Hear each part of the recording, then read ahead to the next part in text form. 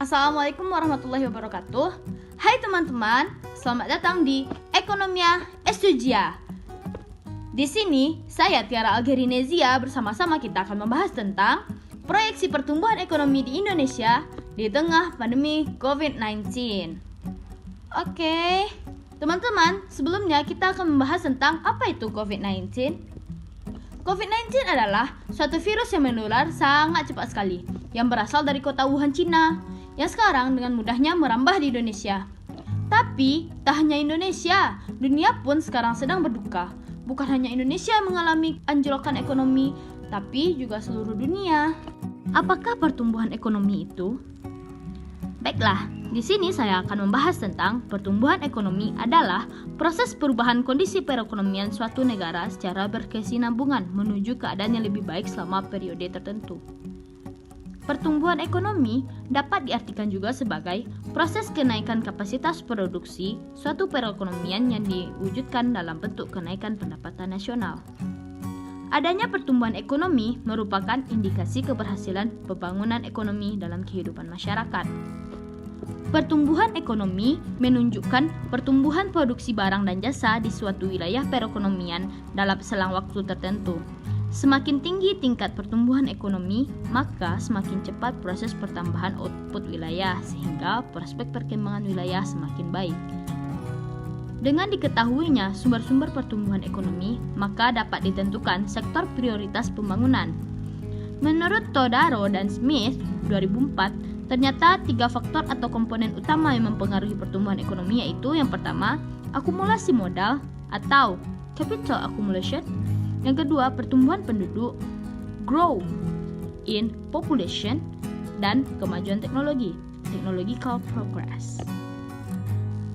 Faktor-faktor pertumbuhan ekonomi sendiri yaitu yang pertama, sumber daya manusia.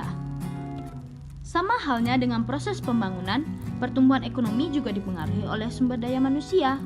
Sumber daya manusia merupakan faktor terpenting dalam proses pembangunan.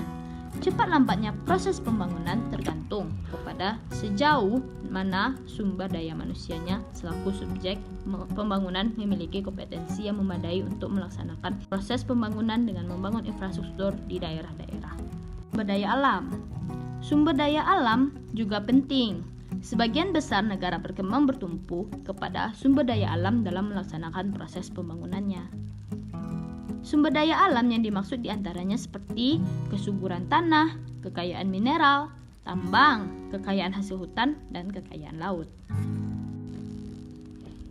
Adapun selanjutnya yaitu ilmu pengetahuan dan teknologi.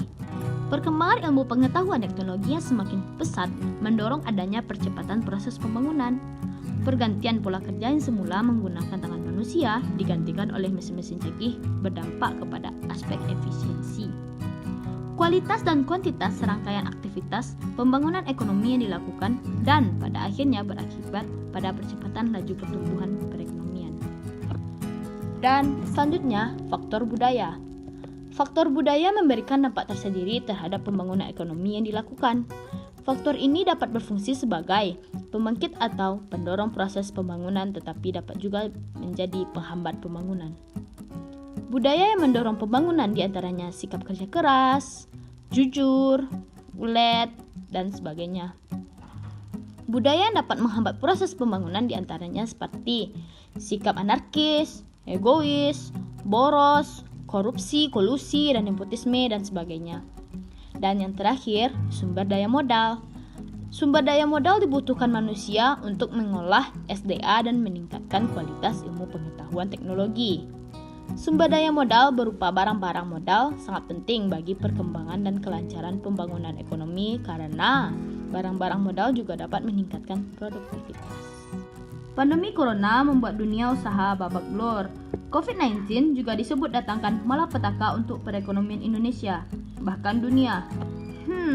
Inikah krisis global? Dan virus corona diproyeksi mendatangkan malapetaka pada ekonomi dunia.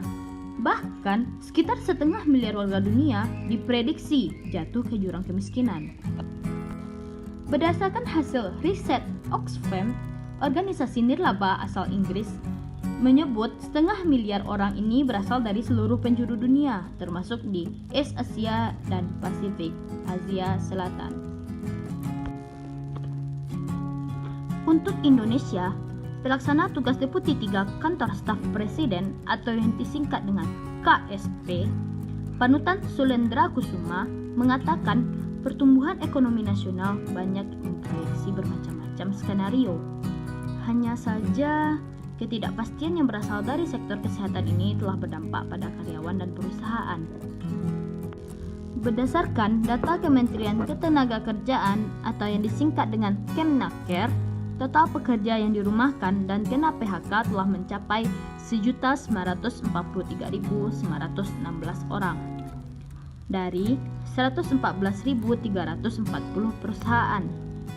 Rinciannya, pekerja sektor formal yang dirumahkan dan di PHK ada 1.500.156 orang dari 83.546 perusahaan.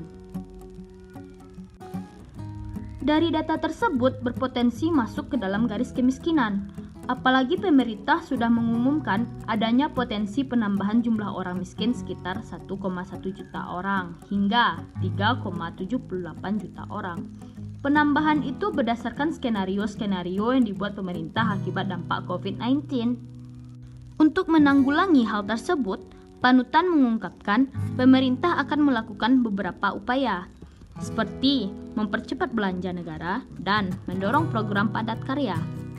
Selanjutnya, memperluas belanja dengan menambah manfaat bantuan sosial, bansos seperti kartu sembako hingga insentif di sektor pariwisata.